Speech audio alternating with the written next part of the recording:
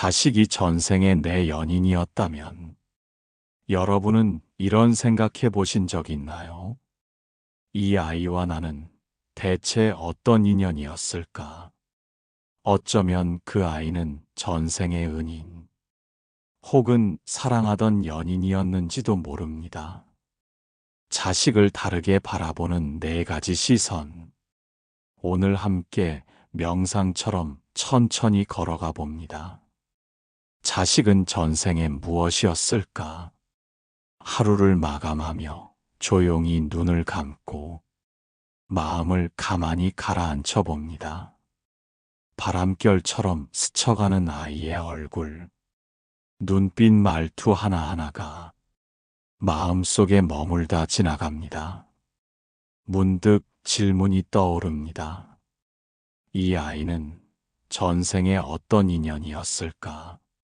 불교에서 전생과 업은 한 생의 존재를 넘어선 깊은 인연의 끈을 말합니다. 우리의 삶은 단지 지금 이 생만이 아닌 과거의 원인과 인연의 결과로 이어져 있음을 부처님은 일깨우십니다. 중생은 업을 따라 윤회하느니라. 모든 존재는 자기 업의 주인이며 그 업을 상속하고 그 업을 근본으로 삼는다. 자바함경에서 부처님이 말씀하셨습니다. 아이를 바라보며 드는 다양한 감정들, 기쁨, 애틋함, 때론 슬픔과 답답함까지 그 모두는 인연이라는 실로 얽혀 있습니다. 부처님께서는 세상의 모든 만남은 인연 따라 만난 결과라고 하셨습니다. 첫 번째 자식은 은인이었을까? 전생에 내가 도움을 받았던 존재. 그 덕분에 이번 생에서 내가 삶을 지속할 수 있었던 인연. 이제는 내가 돌보고 사랑하며 은혜를 갚는 삶을 살아가는 시간. 은혜를 아는 이는 복이 있다. 그 은혜를 갚는 이는 더 큰 복을 짓는다. 법구경에 기록된 부처님 말씀입니다. 아이를 보며 고단한 하루가 씻기듯 사라지는 순간이 있다면 그건 그 아이가 전생의 은인이었기 때문인지도 모릅니다. 은혜를 갚는 삶은 곧 수행이 되고 그 수행은 자비로 이어집니다. 어느 날 부처님 곁에 있던 제자 아난다가 조용히 물었습니다. 그는 자식을 키우는 제가자의 고민을 듣고 깊은 상념에 잠겨 있었습니다. 세존이시여, 어떤 이는 자식을 돌보는 일이 지극히 고되고 괴롭다 하면서도 그 아이의 얼굴만 보아도 눈물이 난다 하였습니다. 아이가 아프면 가슴이 무너지고 아이가 웃으면 세상이 환해진다 하였습니다. 세존이시여, 이 아이는 어찌하여 이토록 마음을 움직이는 존재입니까? 부처님께서 미소 지으며 말씀하셨습니다. 아난다여, 세상 모든 인연은 다 전생의 업과 원인으로 맺어진 것이다. 자식이 부모 곁에 온 것도 다 그 인연 따라온 결과이니라. 아난다는 다시 여쭈었습니다. 그러면 세존이시여, 자식이 전생의 나의 은인이었기에 이 생에 내 자식으로 온 것입니까? 부처님께서 조용히 고개를 끄덕이시며 말씀하셨습니다. 그러하도다. 전생의 깊은 인연을 맺은 이는 다시 만나게 되느니라. 어떤 이는 전생의 목숨을 살려준 자였고 어떤 이는 삶의 길을 밝히던 자였으며 또 어떤 이는 한 줌의 쌀로 굶주림을 면하게 해준 자였느니라. 그 은혜를 잊지 아니한 이는 다시 태어나 이번 생에 그 사람의 자식으로 혹은 친구로 혹은 제자로 오는 것이다. 은혜를 아는 이는 복이 있고 그 은혜를 갚는 이는 더 큰 복을 지으니라. 그러므로 안 한다요. 자식을 돌보는 일이 때로는 괴롭고 지치더라도 그 속에 은혜를 갚는 기쁨이 있음을 알라. 전생의 인연을 이어받아 이번 생에 그 은혜를 갚는다면 그것은 곧 수행이 되고 그 수행은 자비의 꽃을 피우리라. 안 한다는 그제야 고개를 깊이 숙이며 말했습니다. 세존이시여 자식을 짐이라 여기던 마음이 부끄럽습니다. 이제는 그 아이를 전생의 은인이라 여기고 더욱 자비심으로 돌보겠습니다. 그것이 곧 제가 걸어가야 할 수행의 길이겠습니다. 부처님께서 조용히 웃으시며 말씀하셨습니다. 그리하라 안 한다요. 인연을 알면 마음이 넓어지고 은혜를 알면 삶이 따뜻해지느니라. 두 번째 자식은 스승이었을까?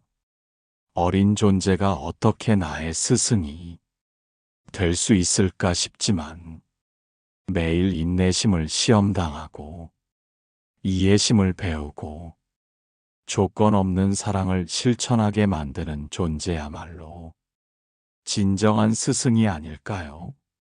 외부의 스승보다 나를 깨우는 인연이 참된 가르침이니라. 수타니파타에 기록된 말씀입니다. 내 감정을 드러내고 숨겨진 아픔을 꺼내는 그 존재는 내가 피하고 싶던 내면을 마주하게 해주는 거울입니다. 스승은 반드시 나이 많은 현자일 필요는 없습니다. 부처님도 말씀하셨습니다. 배움은 모든 존재에게서 온다. 어느 날 한 제자가 조용히 부처님 앞에 나와 무릎을 꿇었습니다. 그는 아이를 키우며 겪는 끝없는 분노와 자책 속에서 길을 잃고 있었습니다. 세존이시여 저는 요즘 자식에게 자주 화를 냅니다. 그 작은 아이가 제 뜻대로 되지 않으면 분노가 치밀고 매일같이 제 인내심은 무너집니다. 그런데 문득 생각하였습니다.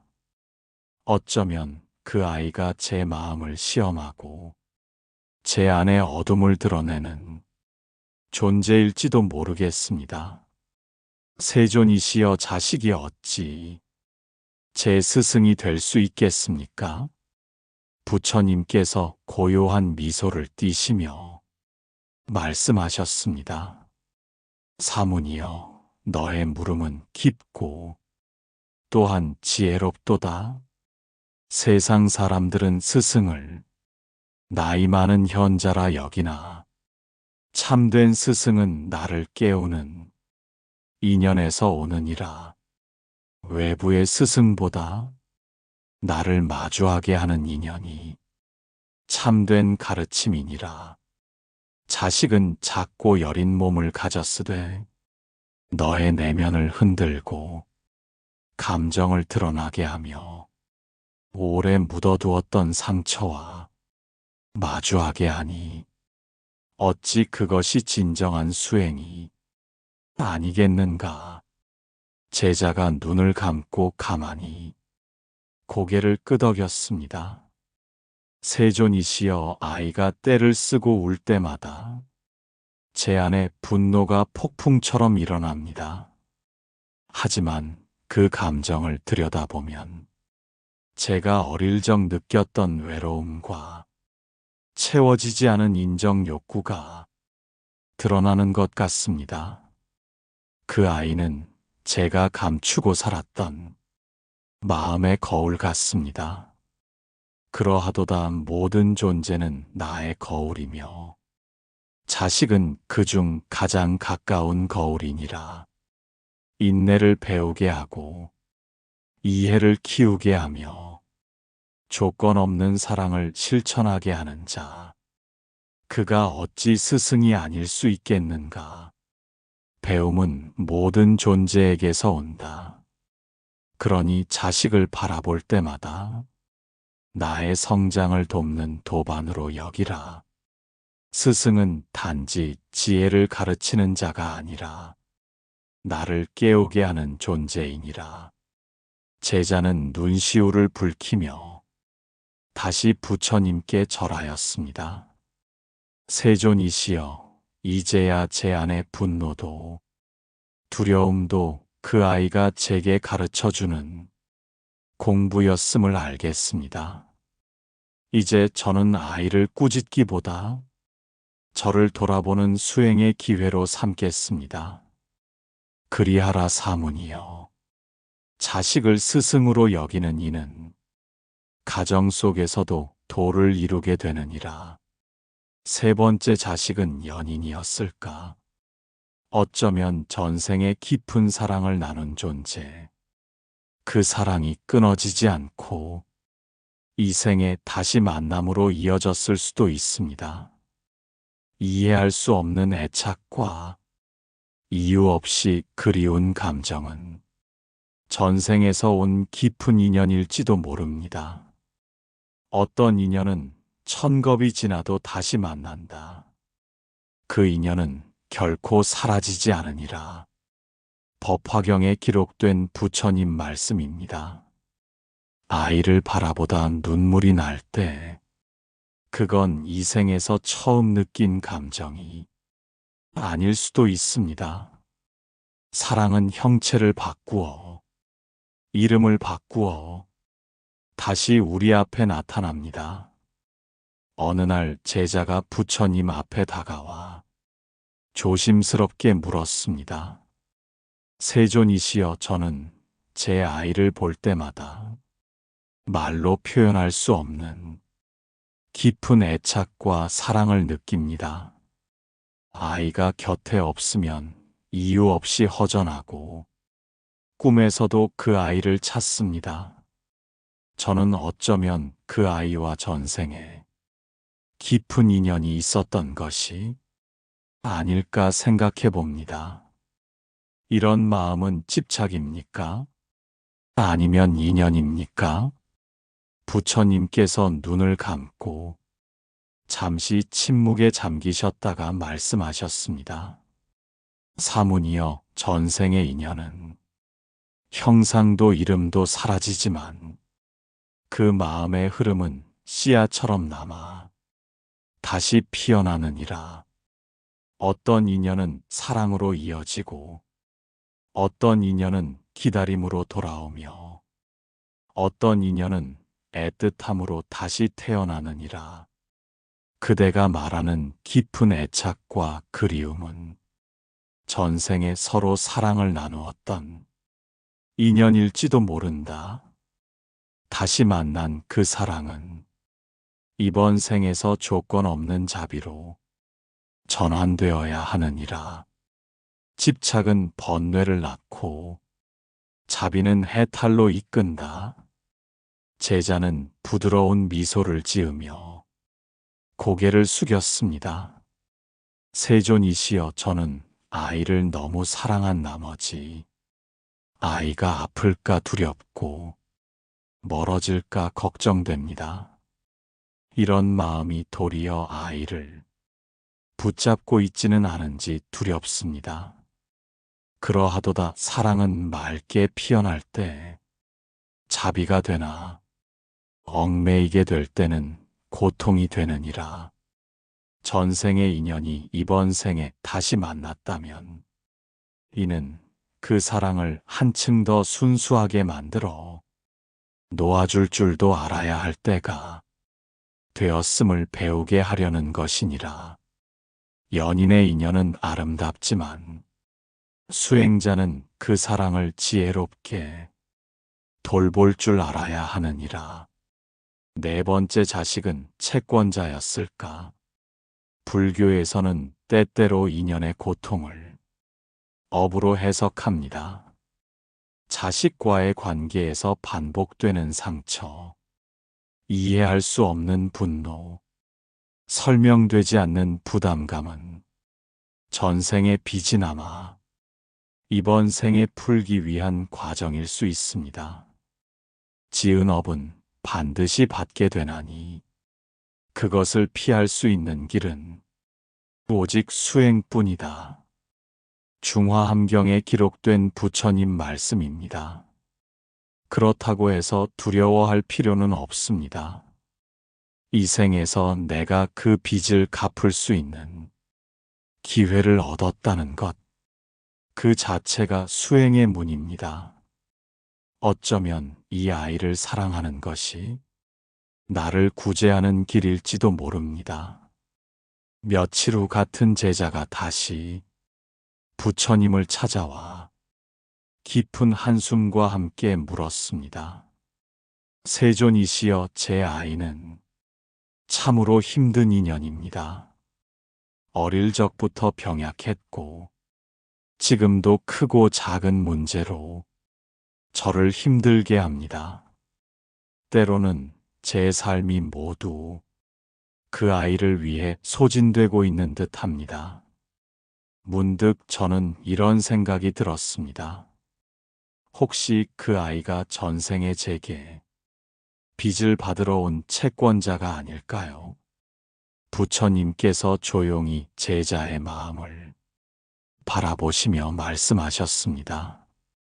사문이여, 그대가 느끼는 고단함 속에도 인연의 깊은 뜻이 있느니라. 어떤 인연은 돌려받기 위함으로 오고, 어떤 인연은 갚기 위함으로 오며, 어떤 인연은 함께 속죄하고 정화되기 위해 다시 만나는 것이니라. 업은 꽃처럼 피고 인연은 바람처럼 다시 돌아온다. 자식이 채권자로 왔을 수도 있다. 전생에 그대가 주었던 상처나 아픔, 혹은 책임지지 못한 인연이 이번 생에 돌려받아야 할 과보로 다시 피어날 수도 있느니라. 그러나 사문이여, 돌려주는 삶은 벌이 아니라 수행이니라. 그 아픔 속에서 그대는 업을 소멸하고 마음을 정화하며 자비를 실천하느니라. 제자는 조용히 눈물을 흘리며 말했습니다. 세존이시여, 아이를 원망했던 제 마음이 부끄럽습니다. 이제는 그 아이를 통해 제 삶이 씻겨나가고 제가 조금 더 자비로운 사람이 되어가고 있다는 것을 알겠습니다. 그리하라 사문이여, 업이 그대를 힘겹게 하였으되 수행이 그대를 자유롭게 하리라. 채무를 갚는 삶은 새로운 씨앗을 심는 일이다.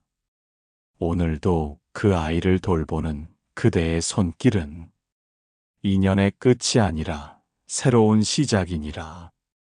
그러므로 지금 이 순간을 받아들입니다.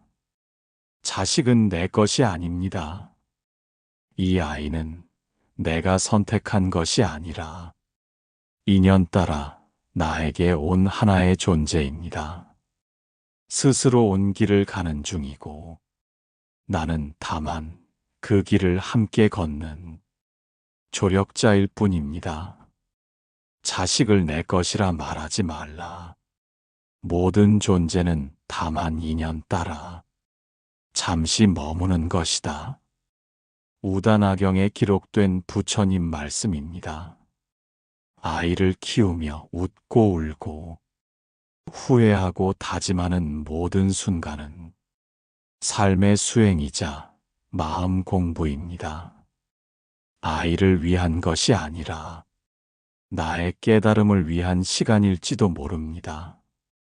오늘의 마음 다짐, 자식은 단지 자식이 아니라 나를 성장시키는 인연이자 수행이며 거울입니다. 오늘 하루 그 아이를 조금 더 다정한 눈빛으로 바라봐 주세요. 그 시선이 바로 자비의 시작입니다. 오늘 하루 내 아이가 어떤 전생의 인연이었든 나는 그 인연을 감사히 받아들이고 자비와 이해로 이 인연을 완성하겠습니다. 이 아이는 나를 성장하게 하는 은혜로운 인연입니다. 오늘도 함께 살아갈 수 있음에 감사합니다. 오늘 이야기가 여러분의 마음에 작은 위로가 되었기를 바랍니다. 부처님의 지혜는 언제나 우리 곁에 있습니다. 힘들 때마다 이 말씀을 기억해 주세요. 인연에는 때가 있고 모든 일에는 이유가 있습니다. 조급해하지 마시고 믿고 기다려 보세요. 마음고요에서는 매일 새로운 이야기로 여러분을 찾아갑니다. 구독 버튼을 눌러주시고 알림 설정까지 해주시면 놓치지 않고 새로운 지혜를 받아보실 수 있습니다. 댓글로 여러분이 고민과 사연도 들려주세요. 다음 시간에는 더욱 감동적인 이야기로 찾아뵙겠습니다. 오늘도 평안한 하루 되세요. 마음고요였습니다.